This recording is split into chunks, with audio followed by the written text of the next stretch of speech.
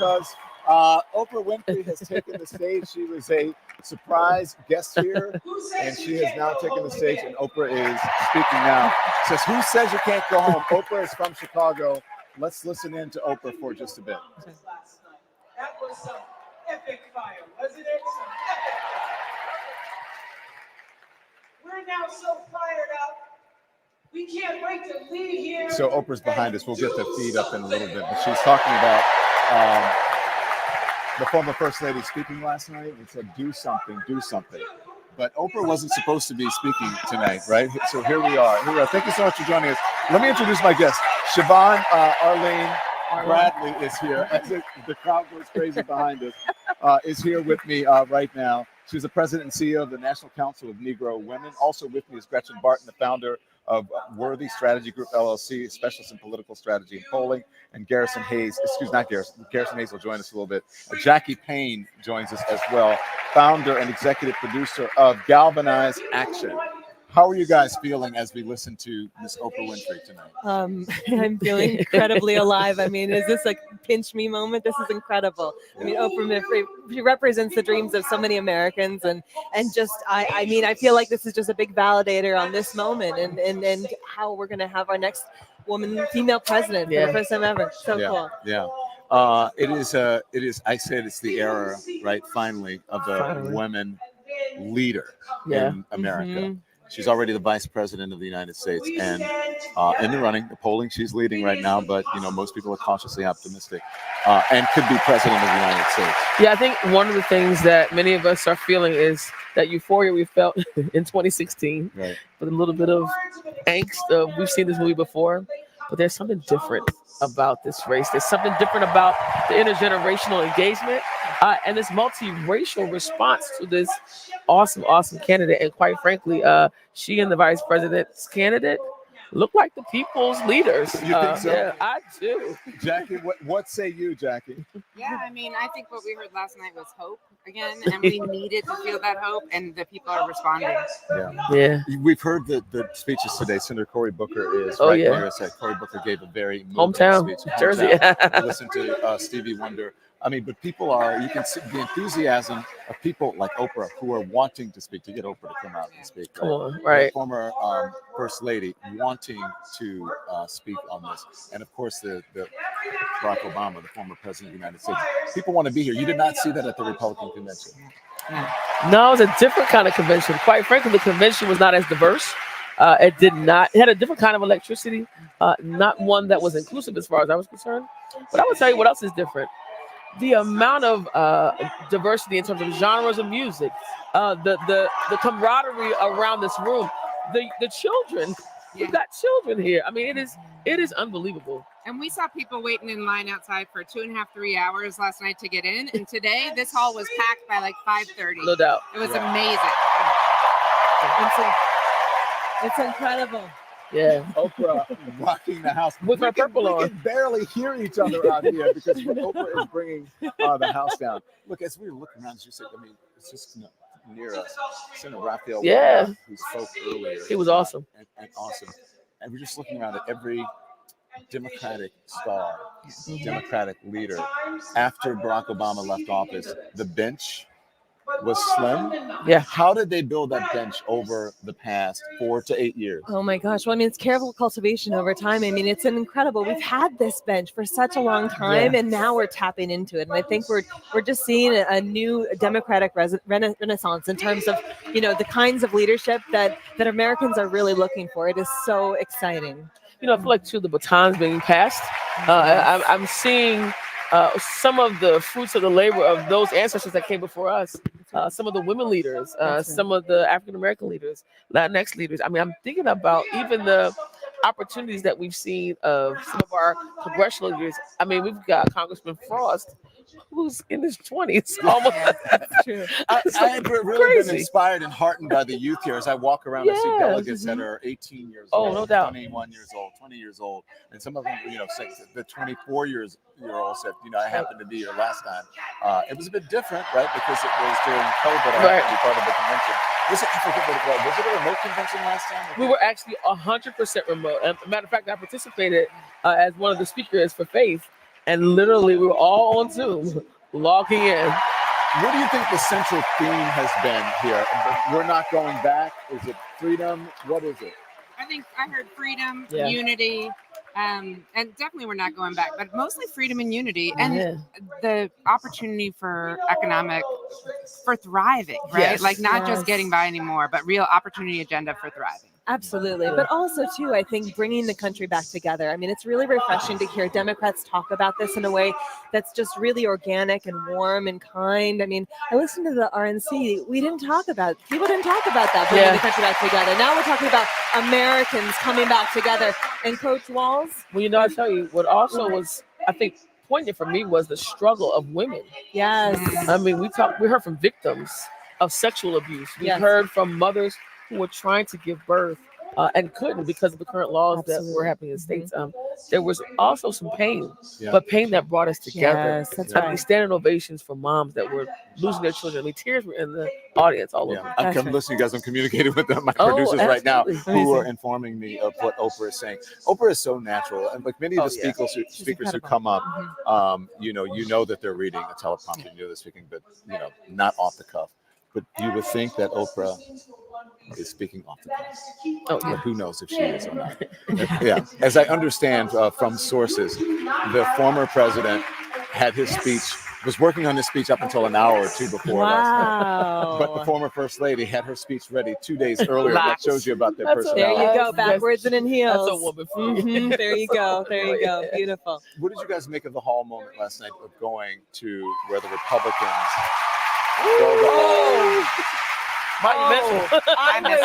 I was maniacally watching it again and again and again today. I was laughing. I was crying. I mean, the energy that has been unleashed with Kamala Harris at the top of the ticket, it is incredible. I can't wait to tell my grandkids about this moment. No doubt.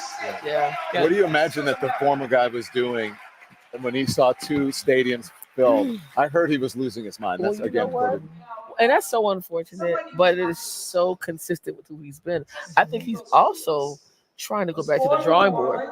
I mean, people say this all the time, when someone shows you who they are, believe them. That's right. Yeah, believe him. Yeah. He is stressed out right now. Oh, I'm sure. Feeling very weird. I think it also speaks to how well Kamala and Tim are meeting the moment for normal Americans, right? Who maybe wouldn't have normally tuned in, but so many folks, the women we work are moderate white women mostly.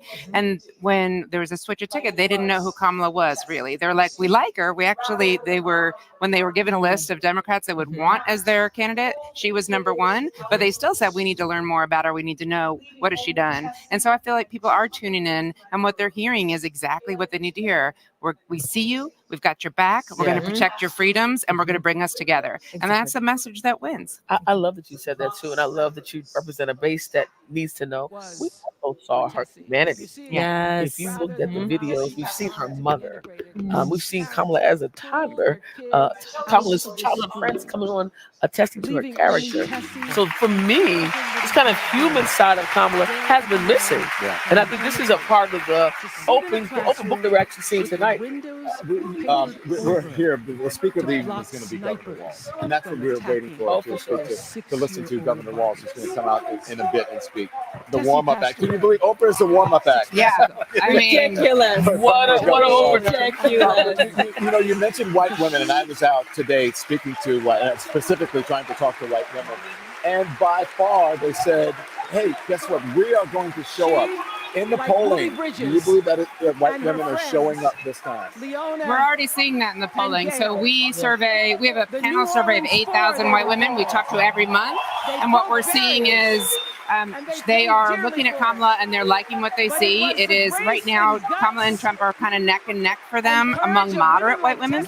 But when you look at women overall, she's already she's gone back to Biden's 2020 levels among women overall. And when you look at white non-college folks, she's actually at Biden's 2020 levels there too. So that means she's speaking to a broad base. And I do think bringing in Governor Walz is a piece of that. Yeah, absolutely. And that's something that's really interesting. When we were looking for a VP and trying to understand what Americans were really looking for. The things that they were looking for: a coach, someone who is earnest and decent, someone who could bring the country together, someone who is compassionate, who would stand up for the little guy. I mean, he embodies those qualities. And it wasn't just the base that was looking for those qualities, it was movable voters, which we know have overwhelmingly moved to the Walz, the Harris Walz ticket. So it is a really incredible moment. Just before we came on, Josh Shapiro, the governor of Pennsylvania, spoke. Yes. Neck and neck. It was close. It could have been Josh Shapiro. Yeah. Oh my goodness. Oh my word. So It is embarrassing. Yeah. It's We're just going to be teaching our daughters and sons about how this child of an Indian mother and a Jamaican father, two idealistic, energetic immigrants,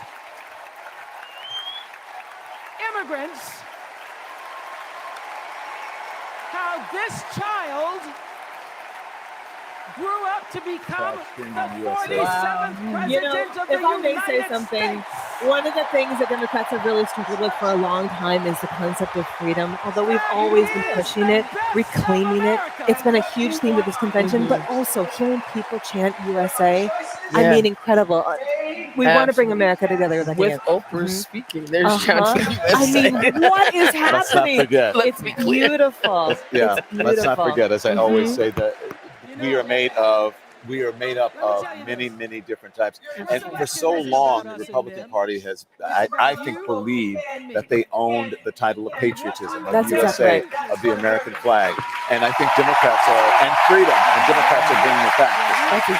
Yeah. I mean, for moderate white women, some of their top values are patriotism and then nostalgia, because they want to believe in a time when Americans could talk to each other, where we could be with our neighbor, even if we disagreed. And that has been lost lately. And we heard Barack Obama talk about that last night. We have to have grace for each other. We need to be able to be back in civic dialogue. And you saw that as part of what makes us American and what could be great about America. And hearing people shout USA taps into that value of patriotism, and it inspires us to be our better angels. Absolutely. I don't want to miss this opportunity to also talk about Black women. Yeah, please. Because Black women are also patriotic. Yeah. You know, we actually did a survey in preparation for this election.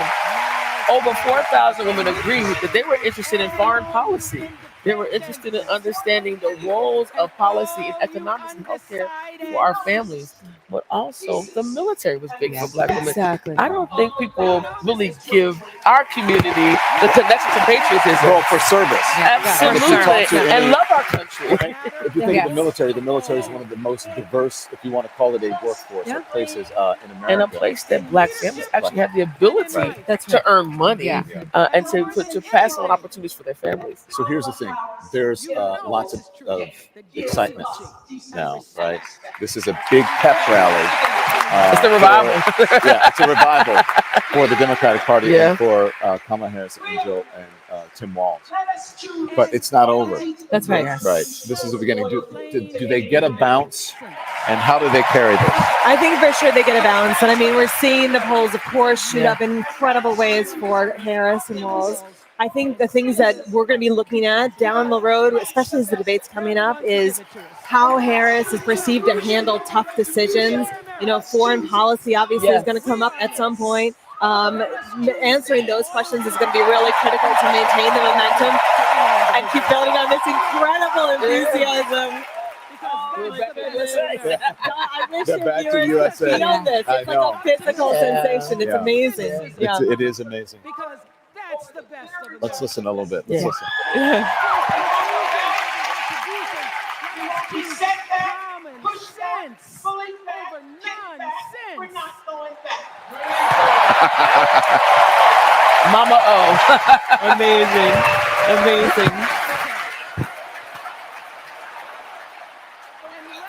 The crowd screaming now, we're not going back, we're not going back. Over the bitter return to yesterday. We won't go back. We won't be set back, pushed back, bullied back, kicked back. We're not going back. There's Oprah. Classic O. That's beautiful. Oh my God, amazing. I mean, but this is as we're sitting here thinking about this and what she's saying, the kind of consistent messaging about not going back, really interesting. because this idea of going back has been a major talking point for. Well, how did that come about? Well, I mean, We know. making our country great again. Taking it back to American values, and there's this massive assumption that there were not values on all sides. And this is where our country's gotten so divisive and so partisan that we've not even been able to actualize civility in these spaces. We're talking about going back to what from our community? Is it back to slavery? Is it back to Jim Crow, which has come up a few times? Yeah. So, these kind of conversations are major. And you see this electorate in this room, they're not going to tolerate anything but freedom for everyone. And I got to tell you, I mean, we were in field the day after the Dobbs decision, and women were bringing in images to us of how they felt. I have looked since the Dobbs decision of so many pictures of women in chains, behind bars, constrained, in cages. I mean, this has been across the state. We know right now 1 in 3 women do not have full access to reproductive health care in this nation, which is insane. It's insane. Women want to be free. And it's something that has changed since 2020, right? When we lost Roe through Dobbs, it really did create a sea change. So women across ideology are like saying, wait, no. Like conservative women with saying like, this is not what I believe. It's not fair. It's not right. I don't want to have my rights taken away and go back. So I think that's a big part of the theme. And it's clearly a main issue in this election. Yes. And when we're talking about not going back, the big part of that is Project 2025, which is what would bring us back, right? That is the blueprint for what will bring us back. And by the way, the vice presidential nominee on the other side wrote the foreword to that. Oh my goodness! My goodness! It's on the stage. Okay, let's just be honest. There are a lot of black political stars. Yes, incredible. In the Democratic Party. Yes. And they're all here. They're here. And they're here tonight. Mm-hmm. Amazing. So, and former presidents, as I said, why no former Republican president wants to be seen with the current. With That's right. The He's out on his own. Mm-hmm. Absolutely. Mm-hmm. That speaks volumes. Interesting. Back to Project 2025, though. So that's the blueprint, right? So that has been a major theme here today and this week, but especially today, they're hitting on Project 2025. It seems that they have had themes throughout today, throughout the days. Yeah. And you think about Project 2025, I mean, it's a 900-page manifesto of policies that would actually roll back the kind of core, consistent, not only freedoms, right, but consistent values. DEI is in there, education, economic policies, and I think abortion. Right. I mean, these are all areas where I would say, as women on this panel, we're over here like, oh my goodness, Right. Well, and I'd say another piece of that, if you don't mind, is it's the traditional gender roles that we were hearing Vance talk about, right? And so it's going back to that. And I do think, even for moderate white women, they're like, we don't want to go back to that. And in fact, what we want is progress on childcare, progress on healthcare, things that will help our families thrive. Well, that's part of her policy. She wants to be able to lower childcare for working families. Child tax credit, lowering prescription drug costs. Like, well, that's what this first-time home buyer. She wants to give them money. Moms care about this. Yeah, very much. I want to make sure we talk about the abortion issue as well. Well, let me just say this real quick. Just what you thought. People think of abortion as unwanted pregnancy, and that's not all it is. You just alley-ooped me, my friend. We're in sync. I'm a minister, and in the faith tradition, abortion is the absolutely worst thing ever. But here's what I'm even hearing from Christian women, because black women in their faith have been historically conservative. When it comes to this issue, what we're learning is that this is about constitutional freedom, not a moral compass. So you can believe what you want to believe individually, but we are seeing women across this country say, actually, you've crossed the line with this. I'll still have my belief. That's right. But I won't want the government to have this overreach, this intentional overreach, which was really a big part of the discussion. Is that gonna? You think that'll woo some Republican women, because they may not say that publicly, but they want women reproductive care, women health care. You've seen that in the ballot initiatives, right? That's crossing partyology. Republican women are coming out. And what we also see is for moderate white women, so cross ideology, they'll say, like, I don't think I would have an abortion. That's right. But if someone I love needs to have an abortion, I would break the law to make sure she can get it. The care for someone you love needing to be treated with respect and dignity when she gets the health care she needs, that's what we're seeing. And it crosses racial lines. That's right. We're aligned there. That's exactly right. Let's talk about I'm a man. We saw a lot of that at the Republican convention with Hulk Hogan ripping his shirt off. And, oh man, there's only two genders. That kind of thing. We're seeing a different kind of masculinity, at least, and and Democrats want to change the definition of what it means to be a masculine. Well, absolutely. And if I may just tilt it a little bit, I mean, one of the things that we heard Kamala Harris talk about was the different definition of strength, which I found so incredibly inspiring. It wasn't about strength to smash things, to destroy things, to tear people about or bomb people. It was about uplifting people and bringing people forward. And you see that with Tim Walz in terms of the different masculinity. You got me, right? You see that with Doug. That's right. So he should be the Hallmark Man of the Year. Okay. Oh my gosh. We're talking about his speech, but I watched something on social media of him. His daughter was doing, I think they were shooting a video, and I don't know if it was from TikTok or whatever it was. And his son was shooting his sister, and then he walked in. And he's like, "Oh, I got to come through for her tonight." And it was just very casual, beautiful, and just beautiful. Yeah. You also saw strength in relationship.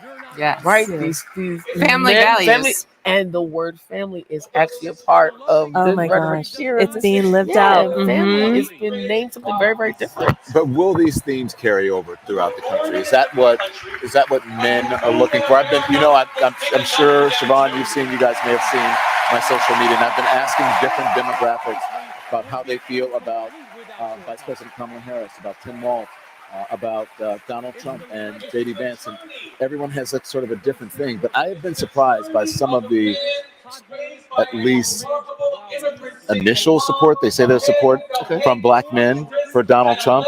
What say you, Shavon? I say pray. Here's I will say what has been consistent for me has been a lot of the long-term issues we've had with issues around LGBTQ plus communities, issues around business and economics. There's this, this kind of moral conservatism in many black communities that we have not really dealt with for a long period of time.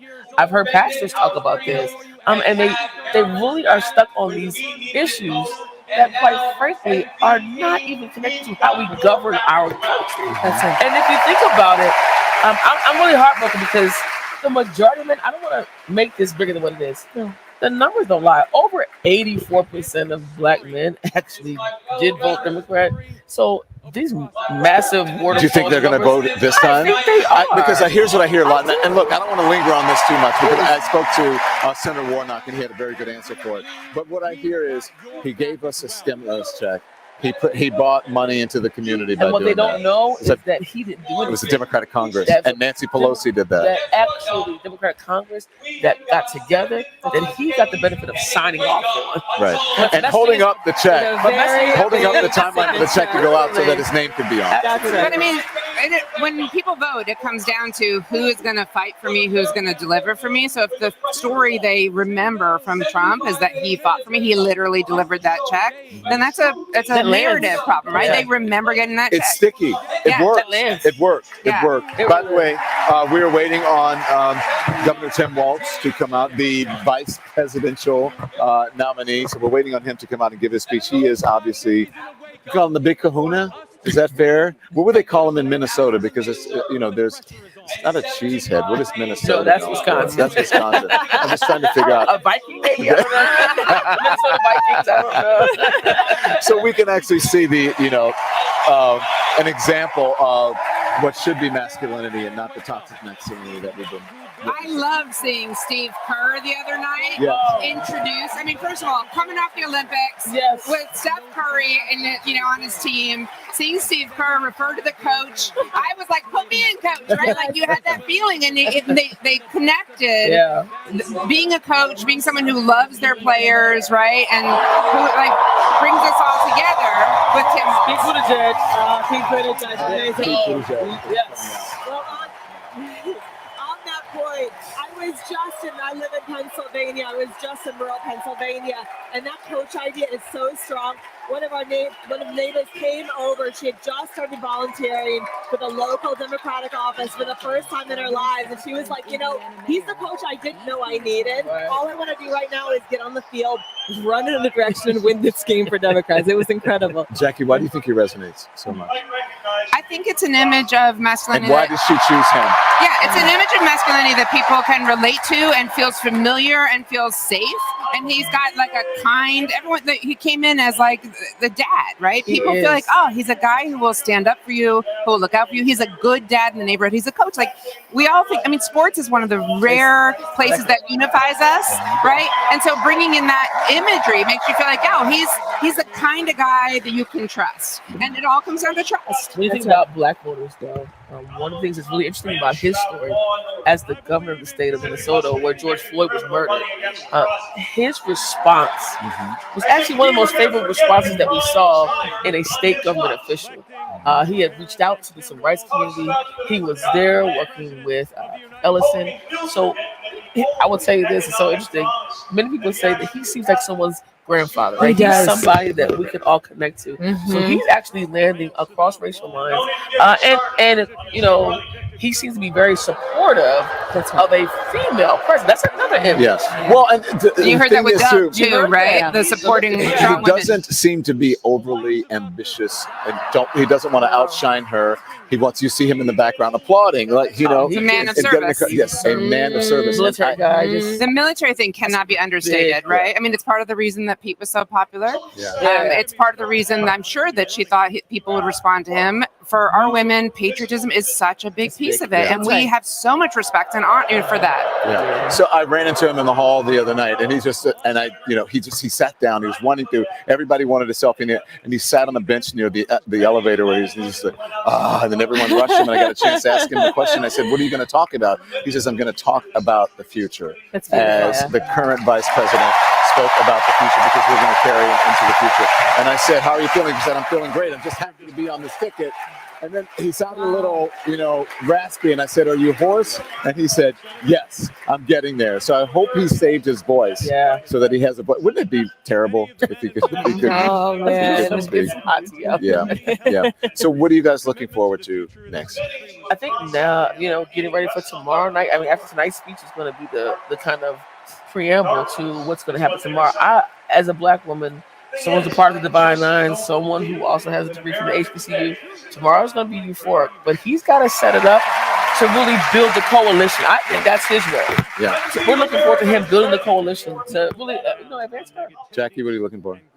It's very similar. I feel like it's this moment. First of all, from last night, I'm feeling a moment of hope and possibility, and we are really looking towards the future, but we're looking towards a future where everybody can belong, and that's the key. Yeah, absolutely. I mean, I'm looking forward to building a new democratic legacy. I think that we're really bringing the country together. And honestly, I'm really looking forward to getting to work after this convention. I cannot wait. You guys are ready to work. Absolutely. I cannot believe the enthusiasm, because just over 3 weeks ago, or maybe a month, people were sitting around. My birthday, actually. Yeah, it's my birthday. Oh, thank you. People were sitting around going, "Oh my gosh, what are we going to do?" And now all of a sudden, it took her all of 4 hours to get the entire Democratic Party galvanized around her. Beautiful. Once the president dropped out of the race, or stepped aside, as we say. And there's still lots of love here for the president. Absolutely, of course. So much respect. So I appreciate you guys joining us. This is great. We're gonna listen to the speeches. Okay. And then we're going to come back and at post to talk about what Pete Buttigieg says, what the rest of the speakers say, and also what Governor Tim Walz says. And we'll put prepare that for you. We'll be right back. Thank you for joining us for this part. We'll see you on the other side. Thank you. They're telling you that your neighbor or nephew or daughter who disagrees with you politically isn't just wrong, but is now the enemy. I believe in a better politics. One that finds us at our most decent and open and brave. The kind of politics that Kamala Harris and Tim Walz are offering. And as you have felt these many days, that kind of politics also just feels better to be part of. There is joy in it, as well as power. And if all of that sounds naive, let me insist that I have come to this view not by way of idealism, but by way of experience. Not just the experience of my unlikely career. Someone like me serving in Indiana, serving in Washington, serving in uniform.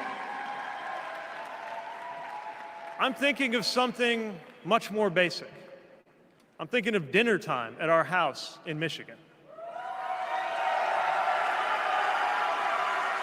When the dog is barking and the air fryer is beeping and the mac and cheese is boiling over, and it feels like all the political negotiating experience in the world is not enough for me to get our 3-year-old son and our 3-year-old daughter to just wash their hands and sit at the table.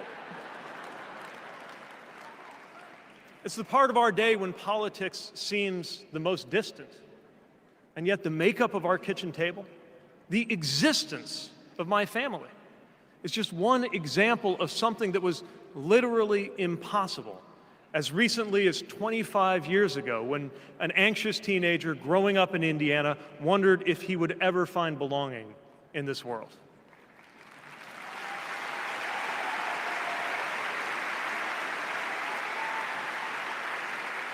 This kind of life went from impossible to possible, from possible to real, from real to almost ordinary in less than half a lifetime. But that didn't just happen. It was brought about through idealism and courage, through organizing and persuasion and storytelling, and yes, through politics, the right kind of politics, the kind of politics that can make an impossible dream into an everyday reality. I don't presume to know what it's like in your kitchen, but I know, as sure as I am standing here, that everything in it, the bills you pay at that table, the shape of the family that sits there, the fears and the dreams that you talk about late into the night there, all of it compels us to demand more from our politics than a rerun of some TV wrestling death match. So this November, we get to choose. We get to choose our president. We get to choose our policies, but most of all, we will choose a better politics. A politics that calls us to our better selves and offers us a better everyday. That is what Kamala Harris and Tim Walz represents. That is what Democrats represent. That is what awaits us when America decides to end Trump's politics of darkness once and for all. That is what we choose when we embrace the leaders who are out there building bridges and reject the ones who are out there banning books. This is what we will work for every day to November and beyond. So let's go win this. Thank you, Democrats. Thank you.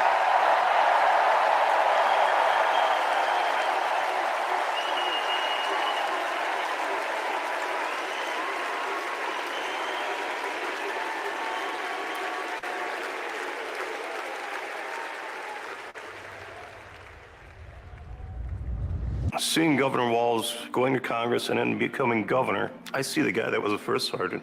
I see a guy that's full of energy, always busy. And like he says, you get enough time to sleep when you're dead.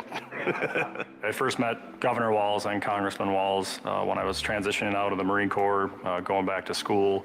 He really wanted to know what the experience was of those that were actually using the GI Bill and how it could be improved. It seemed to be a continuation of focus on improving the lives of veterans. Governor Walz in our unit always would say his catchphrase was, "We'll get it done." And we always did. The way I've seen him carry himself over the years in Congress and the way he works for veterans, there's no excuse making, there's no scapegoating, it's just accomplish the mission. Governor Walz has been that way and always will be that way. Having Governor Walz on the House Veteran Affairs Committee was instrumental in getting the post-9/11 GI Bill not only introduced, but also passed. When Governor Walz wants change, it'll happen. Back to the Guard. We'll get it done.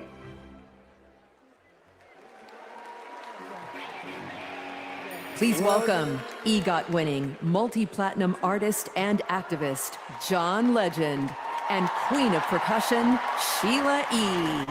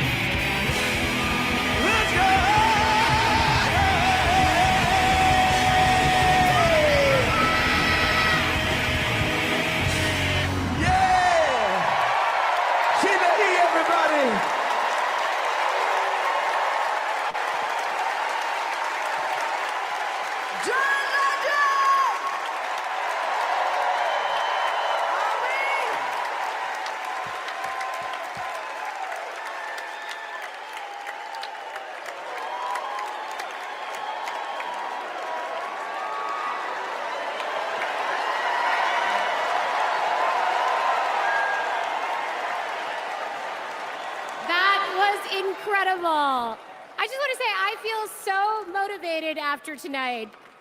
It's like never been more clear that if Kamala Harris and Tim Walz are elected this November, they're going to protect our freedoms. The freedom to read whatever books you want. The freedom to work one job and afford your rent. And Kamala Harris and Tim Walz will protect your freedom to start a family on your own terms. And if you ask me, that is something worth fighting for. So guys, let's do it. It's time. Let's nominate the next Vice President of the United States, Minnesota Governor Tim Walz. And to take us there, please welcome to the stage, Minnesota Senator Amy Klobuchar.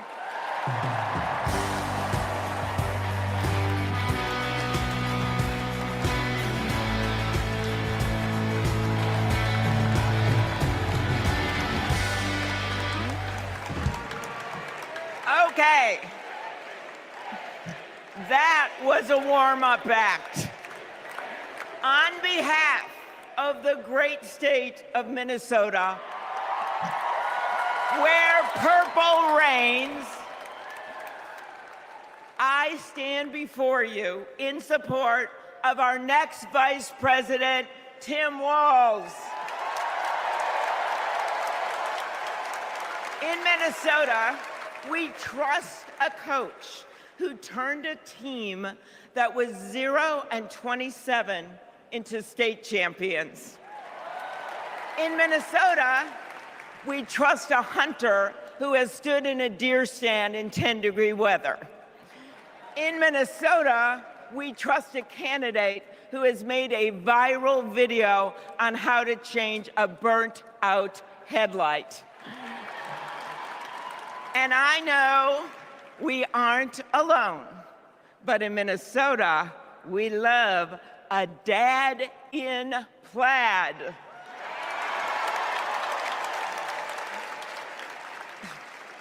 So Tim and I go way back. He taught high school right down the road from where my husband John grew up.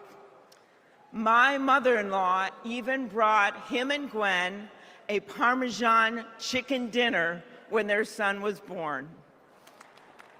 That's what we do in America. We look out for our neighbors.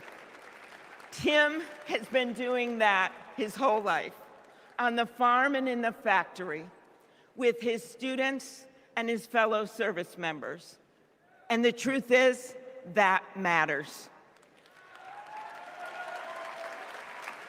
Who better to take on the price of gas than a guy who could pull over to help change your tire? Who better to serve our nation than a guy who has served in uniform? Who better to find common ground than a guy with Midwestern common sense?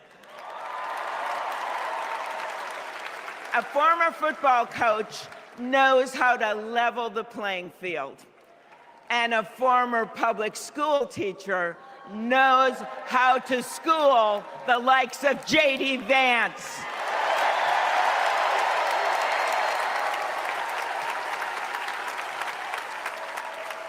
What you've done with your life matters, and what you do with power matters too.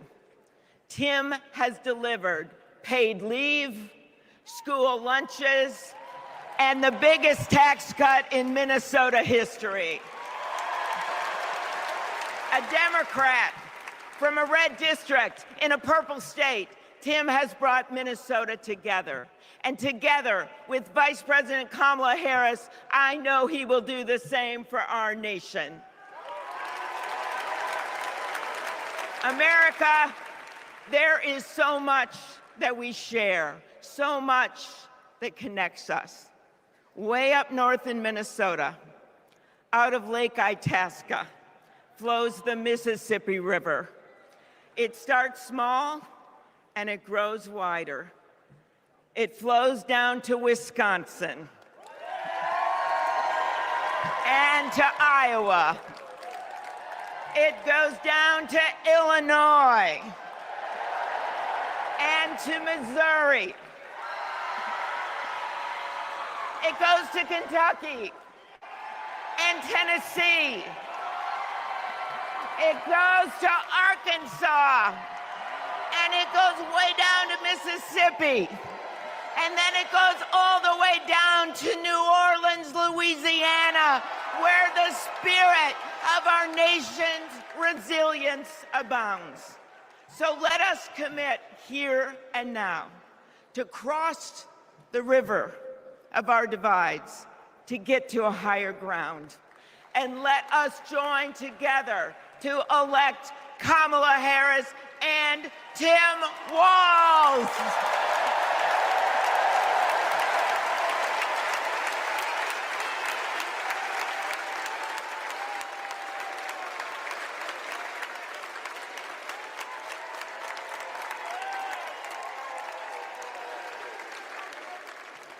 Please welcome Ben Ingman from Minnesota.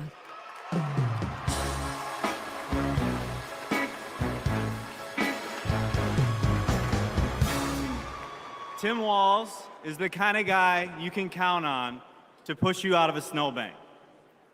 I know this because Tim Walz has pushed me out of a snowbank. I grew up next door to the Walzes in Mankato. Mr. Walz was also my geography teacher and my coach. Not for high school football, but for 7th grade basketball and track. So what was a high school football coach doing, coaching 7th grade basketball and track? Well, there was a kid in the high school who couldn't afford to pay for lunch, and he ran up a lot of debt. And Tim and Gwen decided they'd help pay it off. They started calling around the district to see if there were any positions they could fill to make a little extra money, and that's how he wound up coaching us 7th graders. That's right. Coach Walz got us excited about what we might achieve together. He believed in us, and he helped us believe in each other. And his leadership stuck.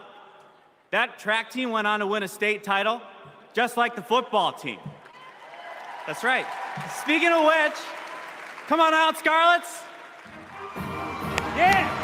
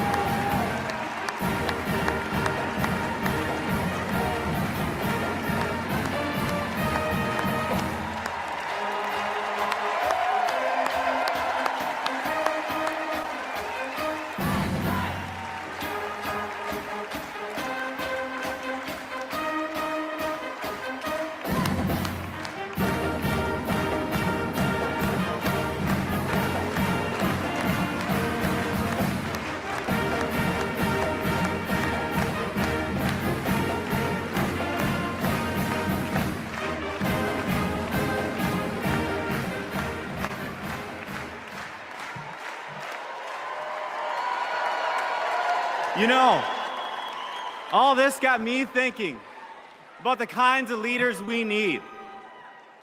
We want the people in charge to be genuine, compassionate, and trustworthy. The thing is, there are people in our neighborhoods who fit this description. The kind of people who display quiet leadership by helping kids pay for their lunches, by bringing teams together to believe in each other. And when we're stuck in the snow, they push us out. Well, in my neighborhood, we always wish that people like that would run for office. Well, in my neighborhood, someone like that did run for office. And he's going to be a wonderful vice president. Thanks very much.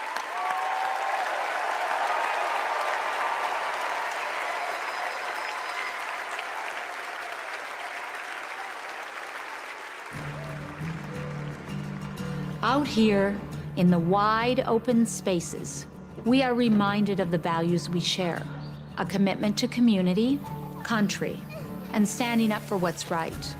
Tim Walz grew up in a small town in Nebraska where he spent summers working the family farm. There were just 24 students in his graduating class. His dad served during the Korean War, and that meant a lot to Tim. So he enlisted right after his 17th birthday and served 24 years in the National Guard, rising to Command Sergeant Major. Tim went to college on the GI Bill and became a social studies teacher. That's where Tim and I met. We shared a classroom with a divider right down the middle. His classroom was a lot louder than mine, but I could hear how engaged his students were. Tim taught for over 15 years, and he coached football, helping lead the team to a state championship after 0 wins just a few years before.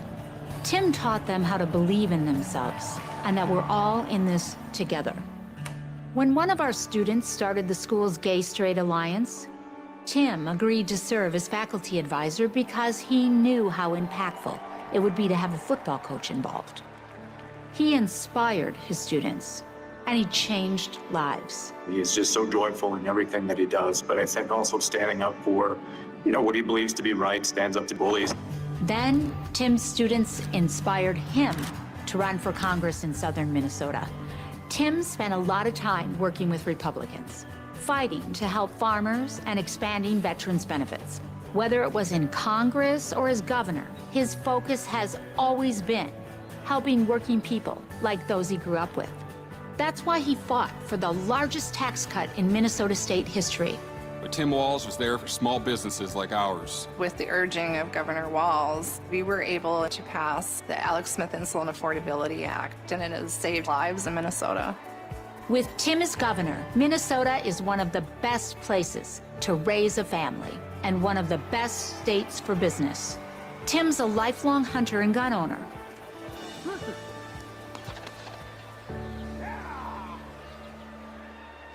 But after the Sandy Hook school shooting, he knew that we had to do something. So he's fought for background checks and red flag laws. But of all the things he's done, Tim loves being a dad. We struggled to have kids, and fertility treatments made it possible. There's a reason our daughter is named Hope. Hope and Gus mean the world to us. Governor Walz making good on a promise to his son and family yesterday by getting them a puppy. Then we're gonna go get some food, corn dog, I'm vegetarian. turkey then, and Turkey's meat. not in Minnesota, turkey special. He's as at home on a farm, a fishing boat, a football field, or a factory floor as he is on the floor of Congress. Tim's commitment to service all comes back to the values we grew up with. Love your country, help your neighbor, and fight for what's right. Because that's what America is all about. 2 middle-class kids. One, a daughter of Oakland, California. The other, a son of the Nebraska Plains, only in America. Is it possible for them together to make it all the way to the White House?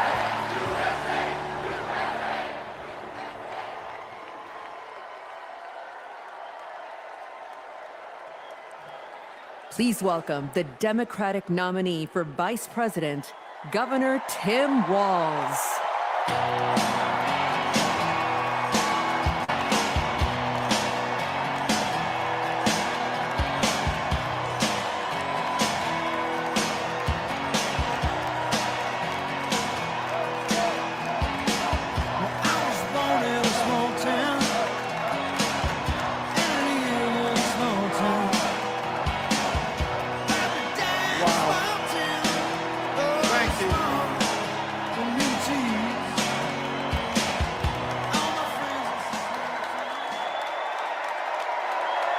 Thank you.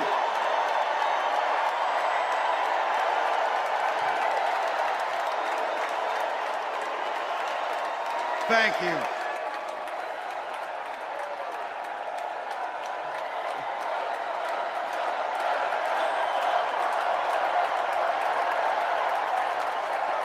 Wow. Well, thank you. Thank you, first of all, to Vice President Harris. Thanks for putting your trust in me and for inviting me to be part of this incredible campaign. And a thank you to President Joe Biden for 4 years of strong, historic leadership.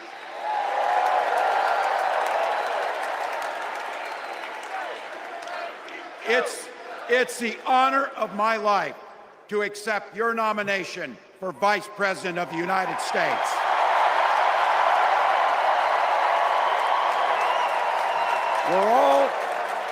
We're all here tonight for one beautiful, simple reason.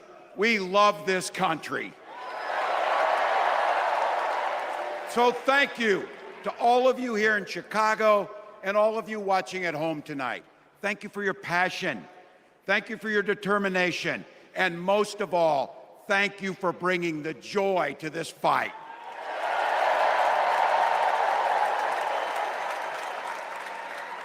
Now, I grew up in Butte, Nebraska, a town of 400 people. I had 24 kids in my high school class, and none of them went to Yale. But I'll tell you what, growing up in a small town like that, you learn how to take care of each other. That family down the road, they may not think like you do. They may not pray like you do. They may not love like you do, but they're your neighbors. And you look out for them, and they look out for you.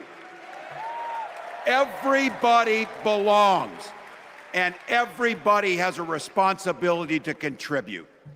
For me, it was serving in the Army National Guard. I joined up 2 days after my 17th birthday, and I proudly wore our nation's uniform for 24 years. My dad, a Korean War era Army veteran, died of lung cancer a couple years later. He left behind a mountain of medical debt. Thank God for Social Security survivor benefits. And thank God for the GI Bill that allowed my dad and me to go to college, and millions of other Americans. Eventually, like the rest of my family, I fell in love with teaching. Three out of 4 of us married teachers. I wound up teaching social studies and coaching football at Mankato West High School. Go Scarlets! We ran a 44 defense. We played through to the whistle on every single play, and we even won a state championship. Never closed the yearbook, people.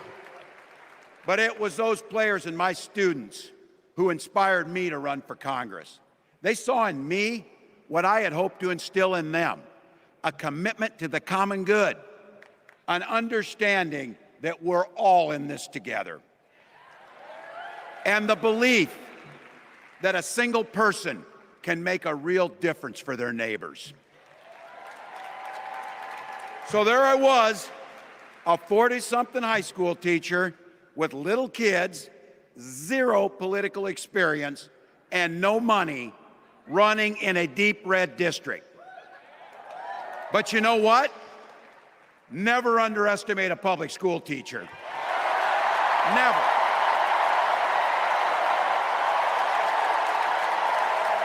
I represented my neighbors in Congress for 12 years, and I learned an awful lot. I learned how to work across the aisle on issues like growing the rural economies and taking care of veterans. And I learned how to compromise without compromising my values. Then I came back to serve as governor, and we got right to work, making a difference in our neighbors' lives. We cut taxes for the middle class. We passed paid family and medical leave. We invested in fighting crime and affordable housing. We cut the cost of prescription drugs and helped people escape the kind of medical debt that nearly sank my family.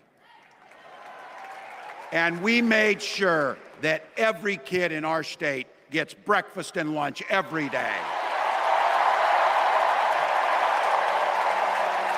So while other states were banning books from their schools, we were banishing hunger from ours.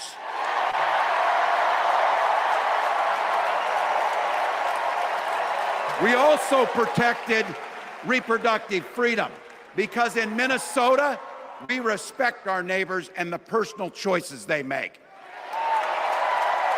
And even if we wouldn't make those same choices for ourselves, we've got a golden rule. Mind your own damn business.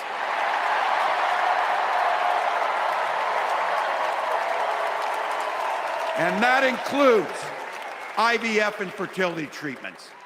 And this is personal for Gwen and I. If you've never experienced the hell that is infertility, I guarantee you, you know somebody who has. And I can remember praying each night for a phone call. The pit in your stomach when the phone had rang, and the absolute agony when we heard the treatments hadn't worked. It took Gwen and I years, but we had access to fertility treatments. And when our daughter was born, we named her Hope. Hope, Gus, and Gwen, you are my entire world, and I love you.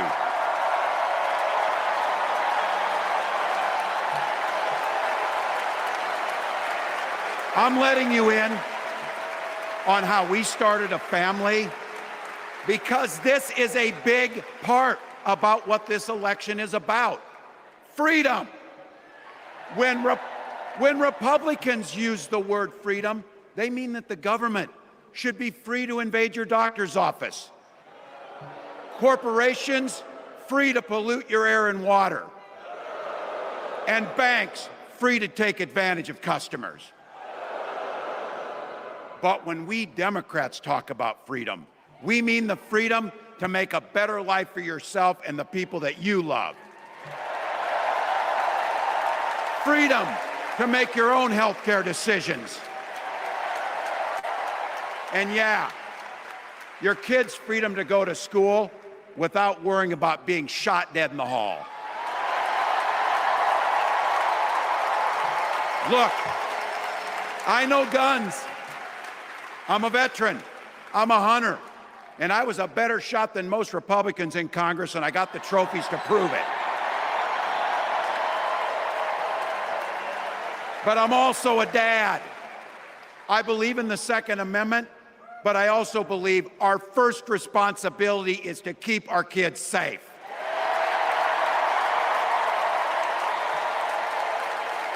That's what this is all about.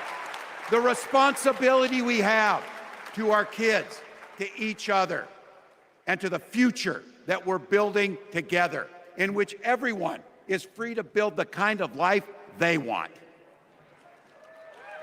But not everyone has that same sense of responsibility. Some folks just don't understand what it takes to be a good neighbor. Take Donald Trump and J.D. Vance. Their Project 2025 will make things much, much harder for people who are just trying to live their lives. They spent a lot of time pretending they know nothing about this. But look, I coached high school football long enough to know, and trust me on this, when somebody takes the time to draw up a playbook, they're going to use it.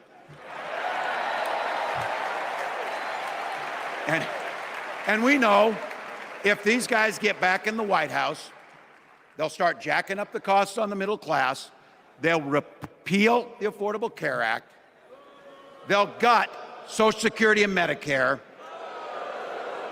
and they will ban abortion across this country with or without Congress. Here's the thing, it's an agenda nobody asked for. It's an agenda that serves nobody except the richest and the most extreme amongst us. And it's an agenda that does nothing for our neighbors in need. Is it weird? Absolutely. Absolutely. But it's also wrong. And it's dangerous. It's not just me saying so. It's Trump's own people. They were with him for 4 years. They're warning us that the next 4 years will be much, much worse. You know, when I was teaching every year, we'd elect a student body president. And you know what? Those teenagers could teach Donald Trump a hell of a lot about what a leader is. Leaders don't spend all day insulting people and blaming others. Leaders do the work. So I don't know about you, I'm ready to turn the page on these guys. So go ahead, say it with me. We're not going back.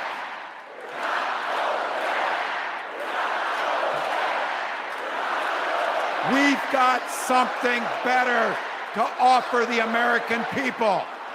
It starts with our candidate, Kamala Harris.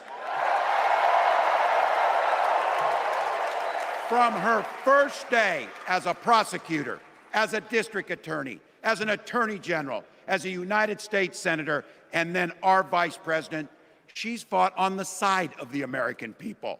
She's taken on the predators and fraudsters. She's taken down the transnational gangs, and she stood up to powerful corporate interests. She has never hesitated to reach across that aisle if it meant improving your lives. And she's always done it with energy, with passion, and with joy. Folks, we've got a chance to make Kamala Harris the next president of the United States.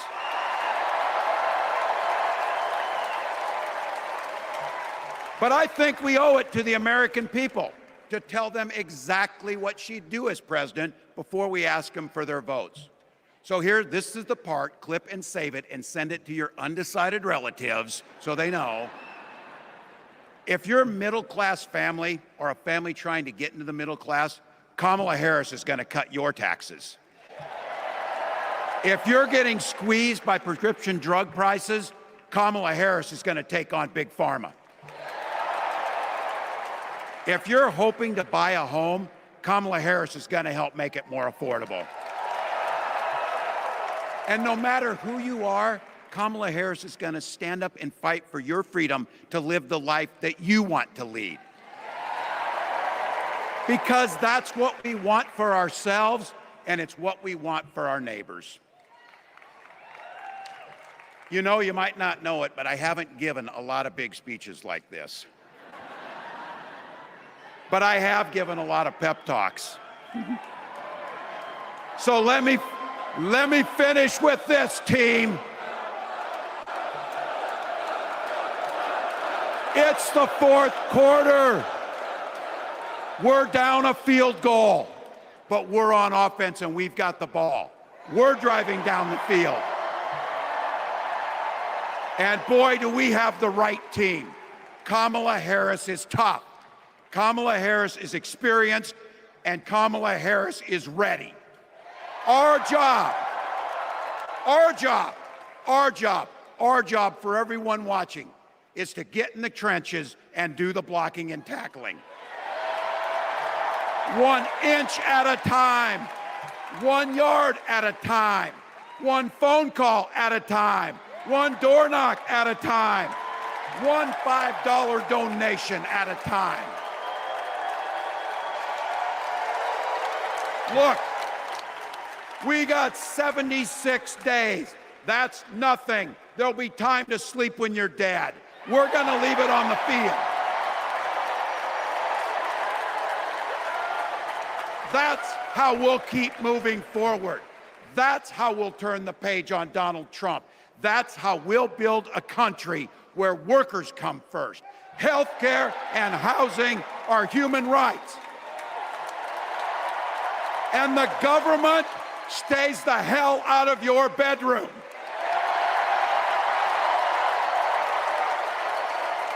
That's how we make America a place where no child is left hungry, where no community is left behind, where nobody gets told they don't belong. That's how we're gonna fight. And as the next president of the United States always says, when we fight, when we fight, when we fight. Thank you. God bless.